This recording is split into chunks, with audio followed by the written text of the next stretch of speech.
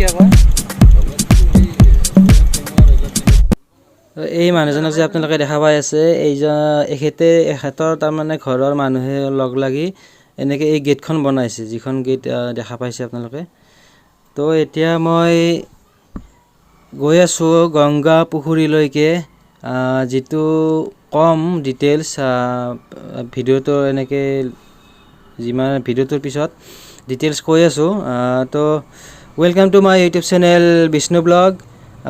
ভিডিঅ'টো শেষলৈকে চাই থাকিব, কাৰণ এই য'লৈকে গৈ আছোঁ তাৰ ডিটেইলছখিনি মই ভিডিঅ'টোৰ এনেকৈ শেষলৈকে আছে গোটেইখিনি কথা। তো সেইকাৰণে ভিডিঅ'টো চাই থাকিব। আৰু এতিয়া ব'লক আমি যাম এটা অলপমান অচিনাকি বুলিও ক'ব পাৰি, আৰু প্ৰচাৰটো খুব কম এইখিনি ঠাইৰ। তো নলবাৰী চহৰৰ পৰা 12-13 কিলোমিটাৰমান হ'ব এইটো পুখুৰীলৈকে। আৰু এই পুখুৰীটোৰো এটা ঐতিহাসিক, বাৰু এখেতক মই অলপ সুধি লওঁ। পুখুৰীটো অলপ চিনাকি এনেকৈ কোনফালে যাম? এইফালে ন?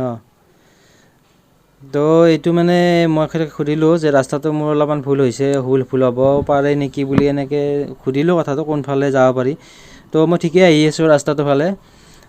প্ৰথমবাৰ আহিছোঁ, গতিকে সেইকাৰণে অলপমান সংকোচ লাগে ৰাস্তাটো ঠিকেই থাকে আহি আছোঁ নে নাই। তো এইফালে চিধা বুলি ক'লে সন্মুখত একদম ৰাস্তাটোৰ মূৰতে আছে পুখুৰীটো। তো এইটো নলবাৰী চহৰৰ পৰা 12-13 কিলোমিটাৰমান হ'ব, বৰ বেছি। তো এইটো ঐতিহাসিক গুৰুত্ব আছে সাধাৰণতে এই পুখুৰীটোৰ আৰু এই গাঁওখনক লৈ। তো সেইকাৰণে ভাবিলোঁ আজি এই পুখুৰীটো আপোনালোকক চিনাকি কৰাই দিওঁ, যিটো গংগা পুখুৰী বুলি কয়। তো মই পালোঁৱেই আৰু পুখুৰীটোৰ পাৰ, এইখন গাঁওখনৰ শেষ তাৰমানে এইখিনি জেগা। তো আহি এনেকৈ পুখুৰীটো পালোঁ। তো এইটোৱে আপোনালোকে যিটো দেখা পাই আছে, এইটো গংগা পুখুৰী। কিমান ডাঙৰ চাওক, একেবাৰে এইটো কিবা চৰকাৰী কিবা বিল তেনেকুৱা যেন লাগে। বহুত ডাঙৰ পুখুৰী। ইয়াতে আপোনালোকে কেনেকুৱা দেখিছে নাজানো, কিন্তু এনে যদি চাব আহে তেতিয়া আচলতে পুখুৰীটো বহুত ডাঙৰ, ইয়াৰ পৰিসীমাটো। তো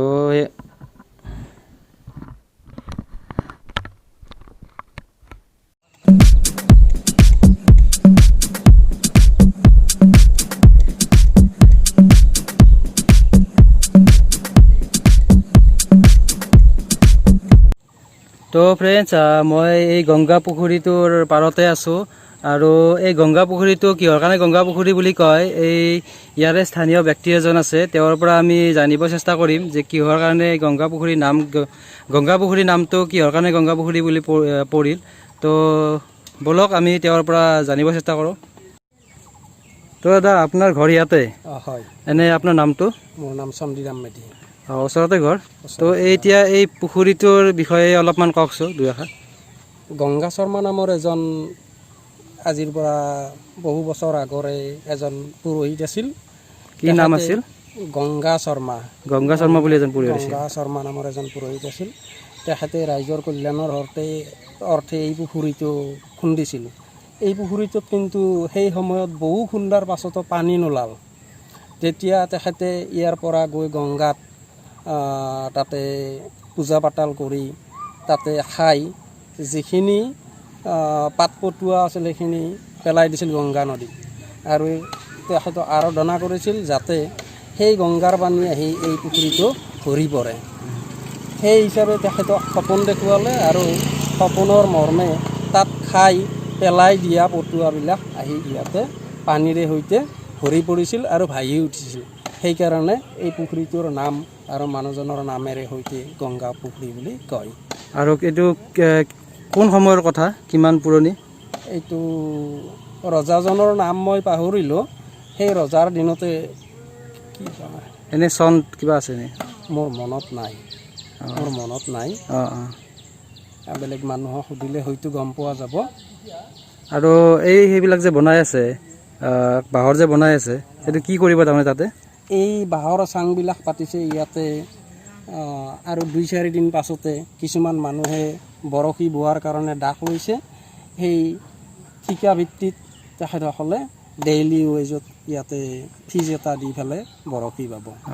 তো বন্ধুসকল, আপোনালোকে শুনিলে, এখেতৰ পৰা আমি বহুতখিনি কথা গম পালোঁ এই পুখুৰীটোৰ বিষয়ে।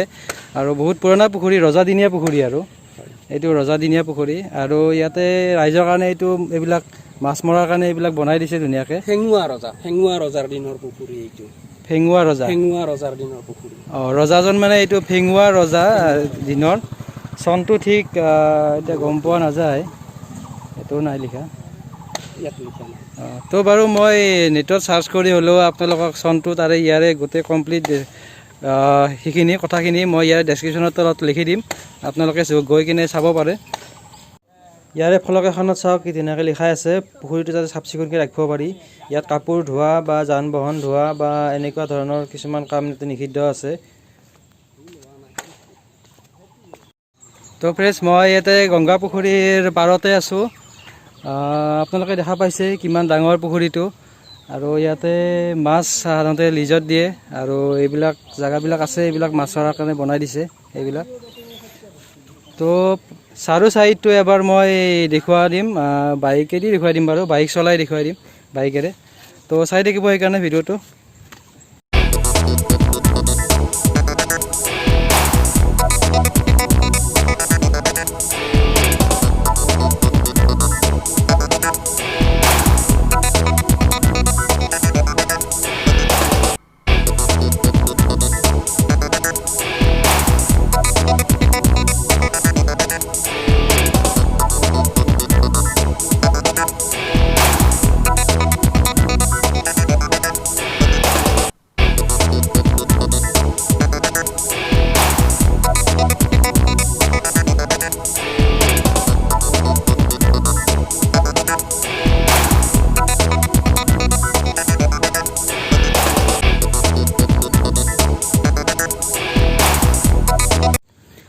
তো ফ্ৰেণ্ডছ, আপোনালোকে দেখা পালে এই গংগা পুখুৰী বুলি কয়, আৰু তাৰে কথাখিনি যিখিনি কিহৰ কাৰণে কয় মানুহজনৰ পৰা আমি গম পালোৱে। তো চাগে ভিডিঅ'টো ভাল লাগিল আপোনালোকৰ, কাৰণ এটা নতুন বস্তু এটা আজি আমি ইয়াতে আহিলোঁ, নতুন বস্তু এটা চাবৰ কাৰণে আহিলোঁ। গংগা পুখুৰী এনেকৈ খুব অলপ প্ৰচলনটো কম অলপ এইটো গংগা পুখুৰী নামটো। দেৰিকৈ নলবাৰীৰ আৰু বেলেগ ভাল বহুত অনুষ্ঠান আছে, কিন্তু এই গংগা পুখুৰীৰ নামটো ঠিক নাই, খুব কমেই জানে। তো সেইকাৰণে মই ভাবিলোঁ আজি অলপমান আপোনালোকক এইটোৰ বিষয়ে চিনাকি কৰাই দিওঁ, এই গংগা পুখুৰীটোৰ বিষয়ে। তো সেইকাৰণে ভিডিঅ'টো বনালোঁ। তো যদি ভিডিঅ'টো ভাল পালে লাইক কৰিব, শ্বেয়াৰ কৰিব আৰু ছাবস্ক্ৰাইব কৰিবলৈ নাপাহৰিব। তো আজি ভিডিঅ'টো ইমানতে শেষ কৰিলোঁ, ধন্যবাদ।